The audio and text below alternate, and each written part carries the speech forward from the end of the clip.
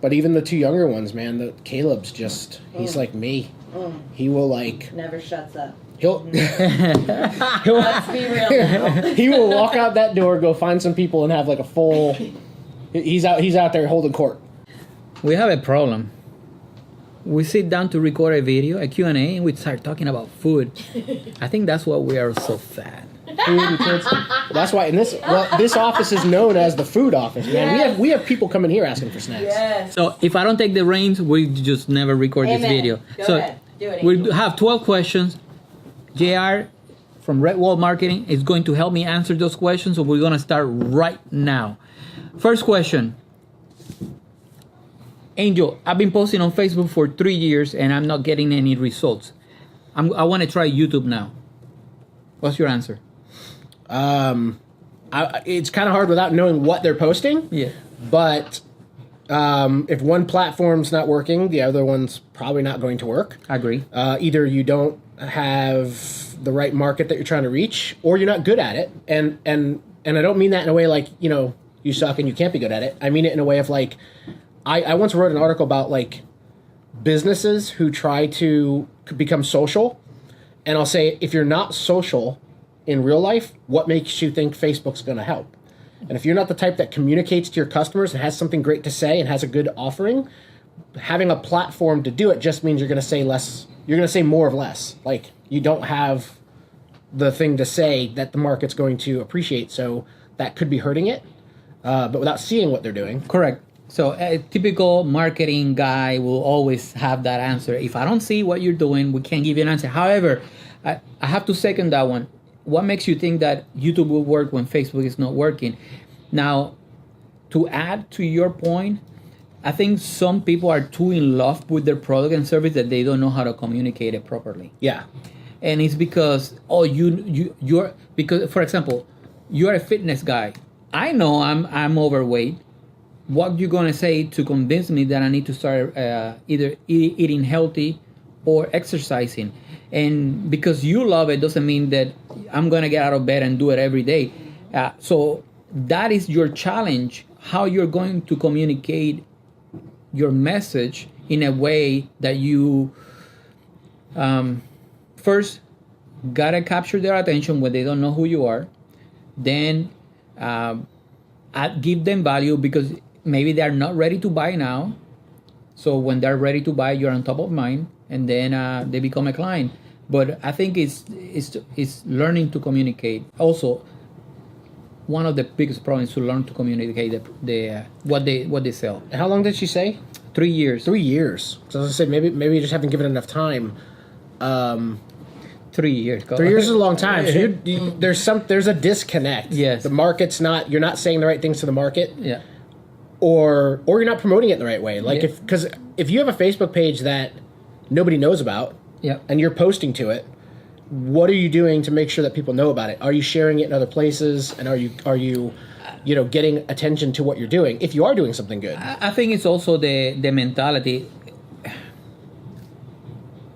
the not accepted mentality for by a lot of entrepreneurs that they still believe that if they build it, people will come. Right. And we repeat it, but that's not the case because you have a Facebook page. People are not just gonna, I'm here. Yeah. Show up. But also, start inviting people to like your page that will never be your client. Yeah, or playing the games. Don't follow the following advice out there. Yeah. The bad games of how to grow your market. You're just going to get a bunch of people who don't care. So second question, it was about distribution channels. Somebody asked me, to advise on distribution channels. So my idea or solution, it was just to post a list of distribution channels. But when it comes, that's more, what I'm going to share is more online, digital. What is your, if you're talking about local, what can you advise entrepreneurs and business owners to ways distribute their content, their services? So I have two different avenues I typically take with that, and that's just developed over years of doing it myself and then advising people. It's like if I'm writing or producing content that's for drawing people in. Mm-hmm. So typically this becomes like an SEO thing or advertising. If I'm going to use the content specifically to pull somebody in to learn more about what I do, I would use my own website and channels for that. So like if I'm going to write a blog about web design, I may specifically, if I'm going after like SEO targeted keywords, I may put that on our blog. But I tend to go find when I'm writing something else where I'm trying to get attention and grow a following, go where the crowd is. If the crowd's not on your website, it's never going to get viewed. But you can go post on a place like Medium, or YouTube could work where it's got its own search algorithm, it's got its own people searching for things. But I would take those content, the content that I want to, and sometimes this needs to be your best content. The good stuff that you can go find another crowd for, I would use those. But it depends on where your crowd is. If your crowd's on YouTube, go to YouTube. If it's on Medium, go to Medium. But I tend to separate my content based on the content that's going to draw people in and the content that I really want to just put in front of a crowd that I don't have yet. I'm going to also share a list. And I don't know if I have it here with me, but I will. Let me see. I do probably have that list here with me. So here is what my recommendation to start getting clarity and not getting lost. You want to have a networking strategy. You want to have a website strategy. And what I mean about networking strategy, what places you want to, it could be simple, like what places your ideal client is and where I'm going to go. How often, who I'm going to meet, what I'm going to see, a website strategy. Are you going to be targeting keyword like JR said? Do you want people to follow you? Do you going to use the funnel? What is your strategy? Speaking strategy, content strategy, video strategy, Google strategy. Are you doing keyword search and adding them to your overall strategy? A Facebook strategy is not the same having a Facebook strategy versus a website strategy. What about, check it out, what about an Amazon strategy? Especially if you've got products and e-commerce type stuff. Even an ebook. Ebooks, so people can find you. What about a affiliate marketing strategy?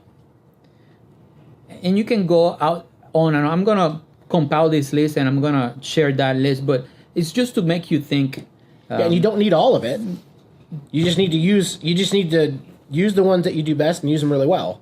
So if you're really good at Facebook, grow that audience, and then when you're ready to move to another place to distribute content, you use the Facebook audience to build the other audience. Do you think that I think we had a conversation about this. Do you think people spread themselves too thin when it comes to distribution channels? Definitely, because if you're trying to, so you see somebody that's using them all, and then you want to use them all, but you can't use them all. Like you don't have the bandwidth, you don't have the time, you don't have the content. It's, but if you're really good at writing something, go put it wherever the best place to get your followers is going to be. That could be Medium, it could be Facebook, it could be, but wherever it is, go build on that.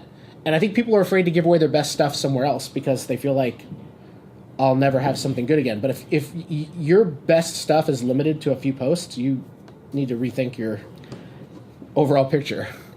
Yeah. So here's the next question. I want to know how to start a blog. You mentioned that one earlier. Well, WordPress. Yeah, 100% WordPress. It used to be Blogger was like a real easy thing. I don't think anybody uses Blogger anymore. I don't know Google Blogger, but WordPress. Do WordPress.com at first if you have to, just to build the content. But I'd prefer you do it on your own domain and your own website. Yes. So you own it. Yes. But yeah, WordPress, it's the king. So this past week, 2 new people asked for advice on setting up the YouTube channel. What do you think is the most important thing when it comes to setting up a YouTube channel? I would say it's the same with anything. The biggest mistake I see is not setting it up all the way. Even if it's like Facebook, right? Like you put in a cover and a profile picture. You also need the about page, the profile page. Yes, set up everything. The about page, put in your other links in there. So you've got a YouTube channel, and it gives you options to have other links. You can put a big old bio in there and description. You can do a cover photo. You can do all those things. And so what I see is they don't fill it all out. They don't. That's completely use everything that it has. Yeah. Another of my pet peeves. I'm not big on branding. I don't push as a marketing strategy. I do know that branding is important, but one of my pet peeves when it comes to branding is that you have different handles for your social media and your business. So if you're starting brand new, your handles, meaning your ad, should be all the same. Mm-hmm. That's my branding opinion when it comes to social media. So here's the next question, or the next struggle. Basically, so they create an event and nobody showed up to my event. What are some steps that you can do to increase your chances so people show up to events that you host locally? Yeah, free or paid would be a different strategy, but the reality is if you don't have if you're like a nobody, mm-hmm. I mean, as politely as I could say that, somebody who does not have a following and has a reputation, just announcing that you have an event isn't going to do anything.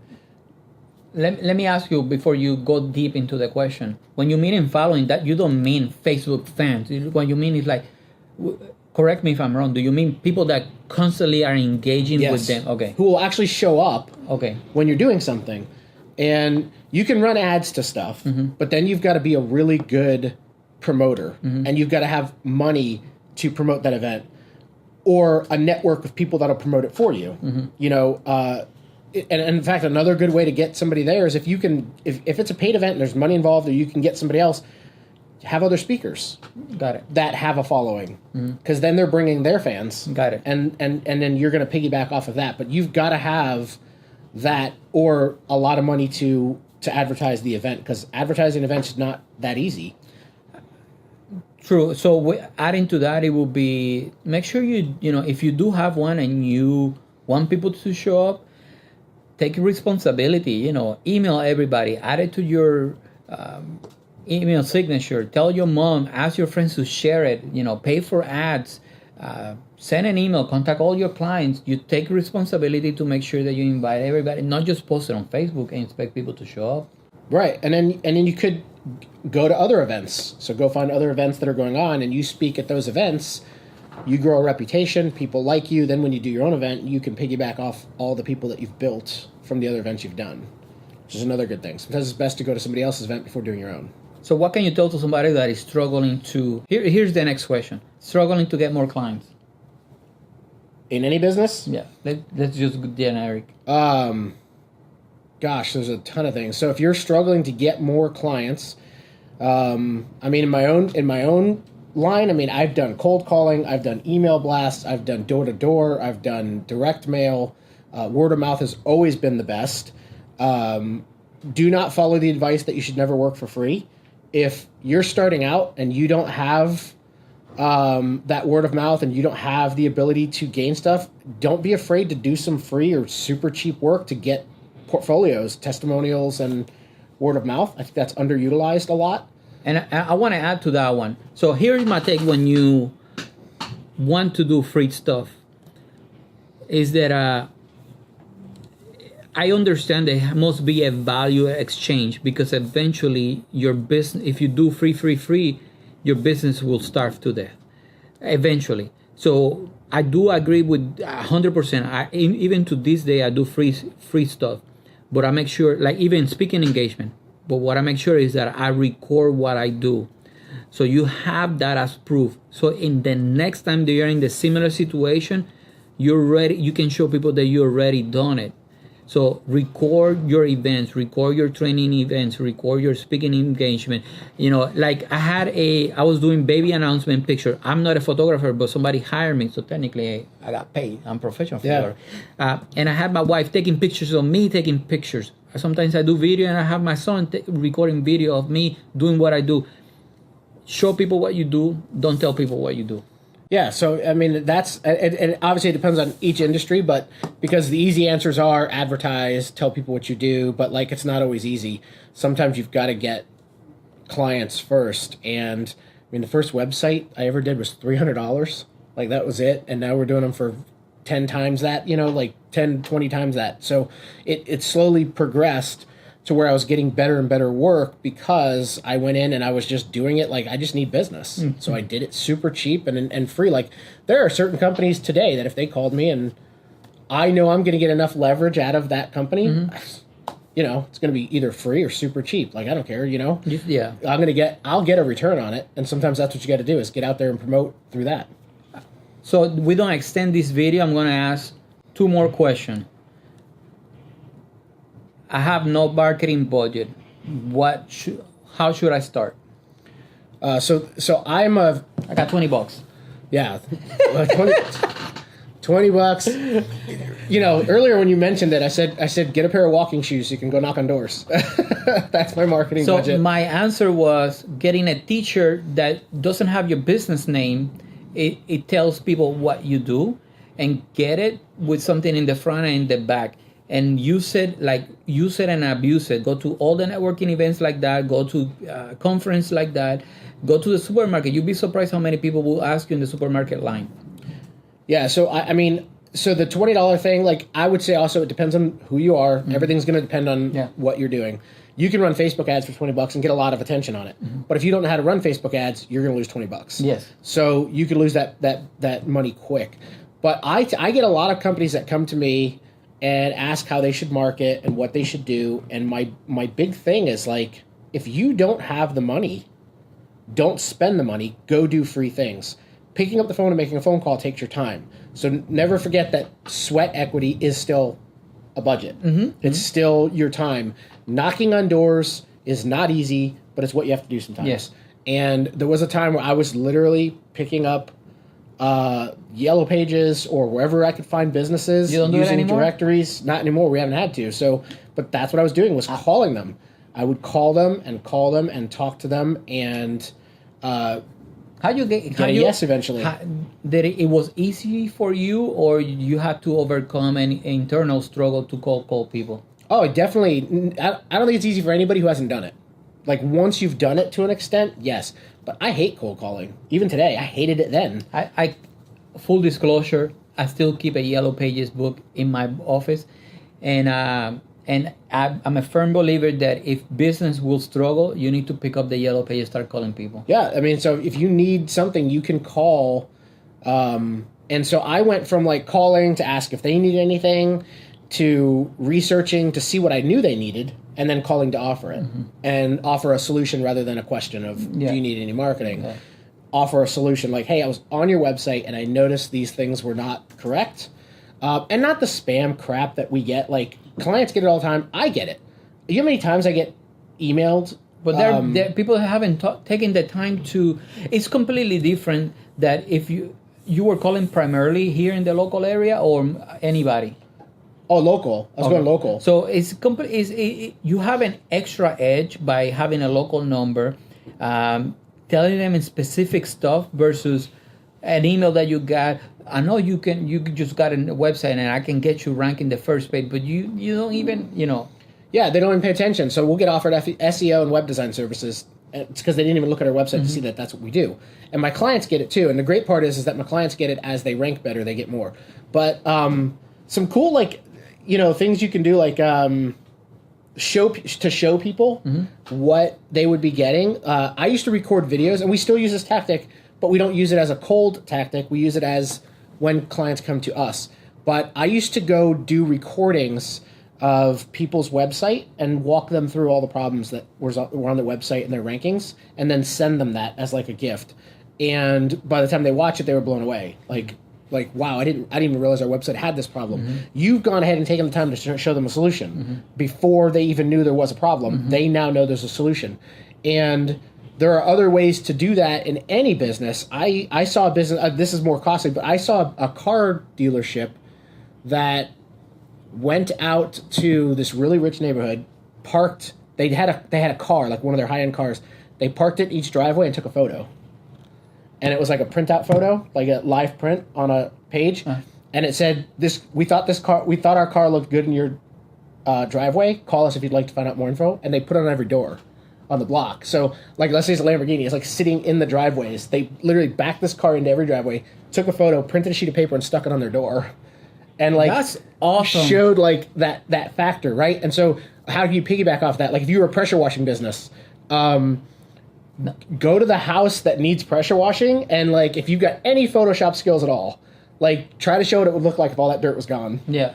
And then drop that off, email it, hanging on their door and say, "Hey, we cleaned up your house digitally. Mm-hmm. We'd love to clean it physically. Call us if you like how it looks." That, you know, he just gave you a blueprint for a pressure. Yeah, that's all. That's beautiful. Yeah, those are ways that you can actually show Yeah. something like you may not pull up to your house every day and realize how dirty it is. Yes. But when you see a picture of how clean it could be, Yes. it triggers something, Yes. and you might get that phone call. Yes. There's lots of different ways to show somebody what you can do for them first, and that's cheap. Like, what would that cost to do that? If you know Photoshop, go take pictures of dirty houses, Mask clean it it, in blood exposure. You can get crazy. and then you're printing on a sheet of paper at FedEx for what did we pay recently? 60 cents yeah. a sheet or something, and drop it off. Yeah.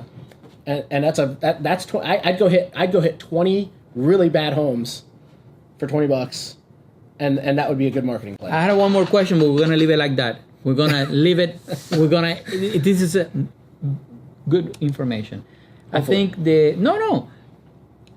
the last one you just share is money. If you that are watching the video, you start thinking like, how I can use these in my own business, and definitely like tap it. It's no reason why you shouldn't have more clients soon. However, if you're struggling and you're in the Tampa area, hit him. If you need video, Yeah, video. I'm your guy. With that, Sam, you know what to do. Like, share, comment. See you in the next one. Peace out.